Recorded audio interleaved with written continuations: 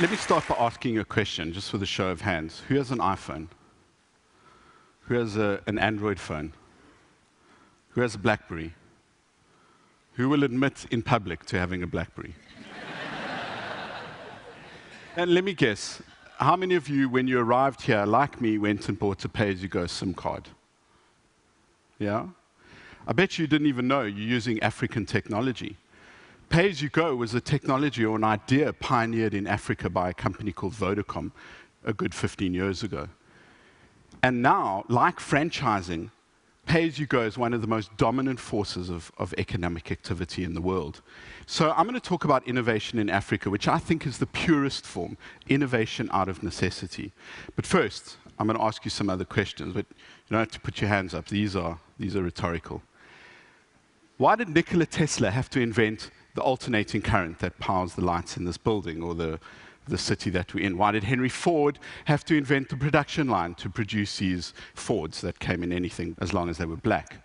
And why did Eric Merrifield have to invent the dollars?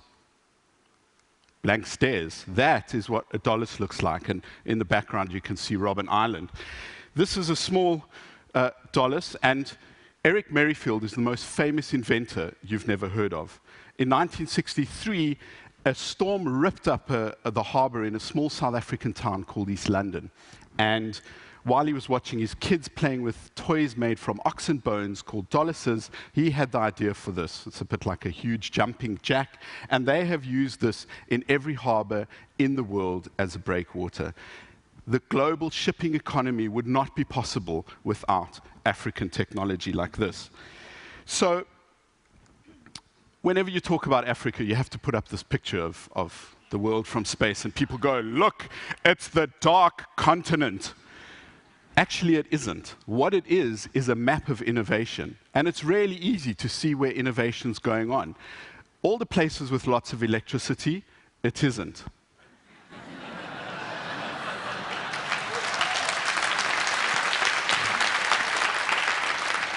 And the reason it isn't is because everybody's watching television or playing Angry Birds.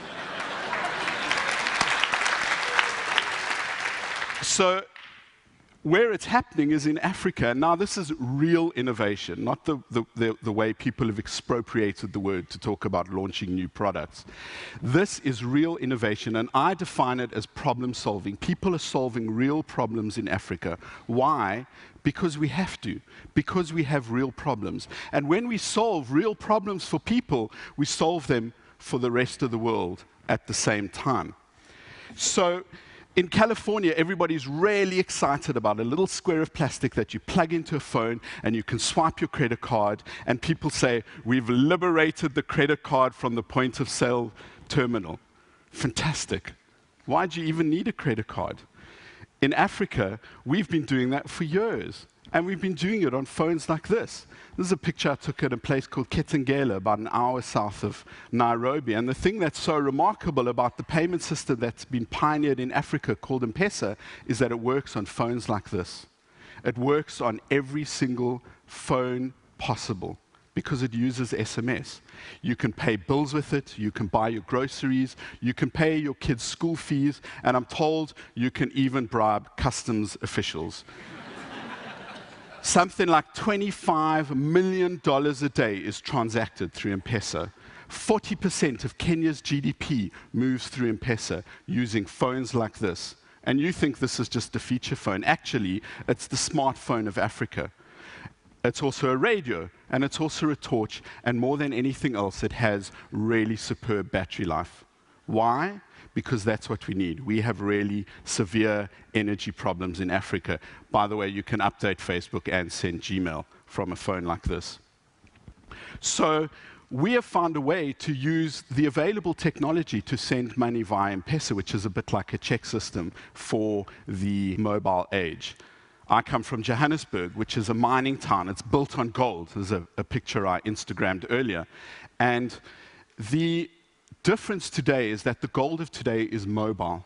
If you think about the railroad system in North America and how that worked, first came the infrastructure, then came the industry around it. The brothels, it's a bit like the internet today, right? And everything else that worked with it. bars, saloons, etc. The gold of today is mobile, and mobile is the enabler that makes all of this possible. So what are some of the things that you can do with it? Well, this is by a guy called Bright Simons from Ghana, and what you do is you take medication, something that some people might spend their entire month's salary, and you scratch off the code and you send that to an SMS number, and it tells you if that is legitimate or if it's expired. Really simple, really effective, really life-saving. In Kenya, there's a service called iCow, which just sends you really important information about how to look after your dairy. The dairy business in Kenya is a $463 million business. And the difference between a subsistence farmer and an abundance farmer is only a couple of liters of milk a day. And if you can do that, you can rise out of poverty. Really simple, using a basic phone. If we don't have electricity, no problem. We'll just make it out of old bicycle parts using a windmill, as William Kamwamba did. There's another great African that you've heard that's busy disrupting the automobile industry in the world. He's also finding a way to reinvent solar power in the electricity industry in North America. And if he's lucky, he'll get us to Mars, hopefully in my lifetime. He comes from Pretoria, the capital of Johannesburg, about 50 kilometers from where I live. So back to Joburg, which is sometimes called Egoli, which means city of gold. And not only is mobile the gold of today, I don't believe that the gold is under the ground. I believe we are the gold. Like you've heard the other economists say, we are at the point where China was when its boom years began, and that's where we're going. So you hear the West talk about innovation at the edge. Well, of course it's happening at the edge, because in the middle, everybody's updating Facebook. Or worse still, they're trying to understand Facebook's privacy settings. This is not that catchy catchphrase. This is innovation over the edge. So people like to call Africa a mobile-first continent, but actually, it's mobile only. So while everybody else is doing all of those things, we're saving the world's problems. So there's only one thing left to say.